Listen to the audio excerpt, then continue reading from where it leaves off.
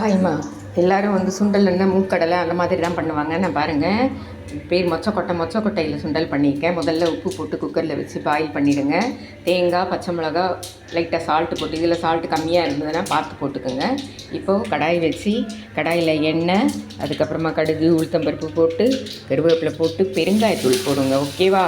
இப்போது இதை எடுத்து இதில் கொட்டிடுங்க. கொட்டிட்டு ஃப்ரை பண்ணிவிட்டு அதுக்கப்புறமா இதை போட்டு ஃப்ரை பண்ணணும். இதை பாருங்கடா, சுண்டல் ரெடி ஆகிடுச்சு. அதே மாதிரி இது வந்து நம்ம சாப்பாட்லேயும் நெய் போட்டு வச்சுட்டு சாப்பிட்லாம், பொரியல் மாதிரி. அதே மாதிரி ரசத்துக்கு தொட்டுட்டு சாப்பிட்லாம். நம்ம வந்து டிஃபனே பண்ணலனாலும் இந்த மாதிரி பண்ணிவிட்டு பசங்களுக்கு வந்து கப்பில் போட்டு கொடுத்துட்டோம்னா அவங்க ஸ்பூனில் எடுத்து சாப்பிட்டாங்கன்னா ஹெல்த்துக்கு ஹெல்த்து. அதே நேரத்தில் நம்மளுக்கு டிஃபன் பதில் வேறு ஒரு டிஷ் மாதிரி. அந்த மாதிரி எல்லா விதையும் வந்து குழந்தைங்களுக்கு கொடுத்தீங்கன்னா அதில் தான் நம்மளுக்கு விட்டமின்ஸ் எல்லாம் இருக்குது. அதனால் நீங்கள் பசங்க சாப்பிட மாட்டாங்கன்னு சொல்லாமல் இந்த மாதிரி பண்ணி கொடுத்து பாருங்கள். செம்ம டேஸ்ட்டாக இருக்கும். தேங்காய், பச்சை மிளகா போட்டு கிரைண்ட் பண்ணி இந்த மாதிரி பண்ணிங்கன்னா சூப்பராக இருக்கும். லைக் பண்ணுங்கள், ஷேர் பண்ணுங்கள். மொச்சக்கொட்டை சுண்டல்.